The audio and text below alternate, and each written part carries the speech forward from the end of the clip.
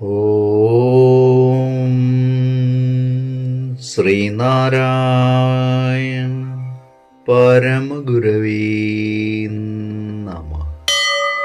സുപ്രഭാതം. 1785 ദിവസമായ ഇന്ന് 2026 ഏപ്രിൽ മാസം 4 തീയതി ശനിയാഴ്ച. 1201 ആണ്ട് മീനമാസം 21 തീയതി. ഗുരുവചനങ്ങളിലൂടെ ആനന്ദം ലഭിക്കുന്നത് അവരവരുടെ പ്രവർത്തനത്തിൻ്റെ ഫലമായിട്ടാണ്. ശ്രീനാരായണ ഗുരുദേവൻ. ശ്രീ നടരാജ ഗുരു എഴുതിയ ഗുരുവിരൽ എന്ന പുസ്തകത്തിൽ അടിയും തിരിച്ചടിയും എന്ന് വിവരിക്കുന്നതിൻ്റെ 27 ഭാഗമാണ് ഇന്ന് അവതരിപ്പിക്കുന്നത്. പളനിയിലെ ആരാധനാമൂർത്തി സുബ്രഹ്മണ്യനാണ്.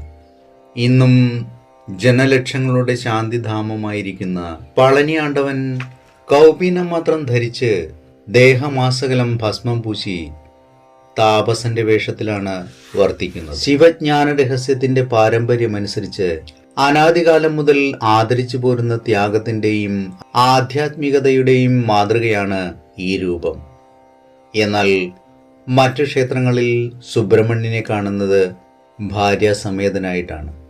സുബ്രഹ്മണ്യന്റെ ഒരു ഭാര്യ ആര്യവർഗത്തിൽപ്പെട്ട ദേവസേനയും മറ്റൊരു ഭാര്യ ആദിദ്രാവിഡ വർഗത്തിൽപ്പെട്ട വേടക്കുറത്തി വള്ളിയുമാണ്.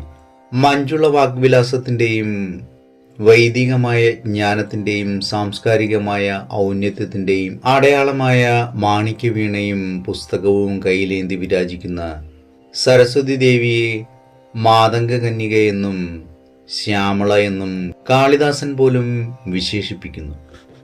കലകളുടെയും വിദ്യയുടെയും അതിദേവതയായ ശുദ്ധസത്വയായ ദേവിയെപ്പോലും ഇങ്ങനെ വിശേഷിപ്പിച്ച മഹാകവി ജ്ഞാനവചസ്സിലെ യോഗരഹസ്യം അറിഞ്ഞിരുന്നു എന്നർത്ഥം. ഏവർക്കും നന്മ നിറഞ്ഞൊരു സുദിനമായിരിക്കട്ടെ എന്ന് ആശംസിച്ചുകൊണ്ട് നിർത്തുന്നു. നന്ദി, നമസ്കാരം. ഗുരുധർമ്മം ജയിക്കട്ടെ. ശബ്ദം നൽകിയത് സുജീഷ് മഹേശ്വരി.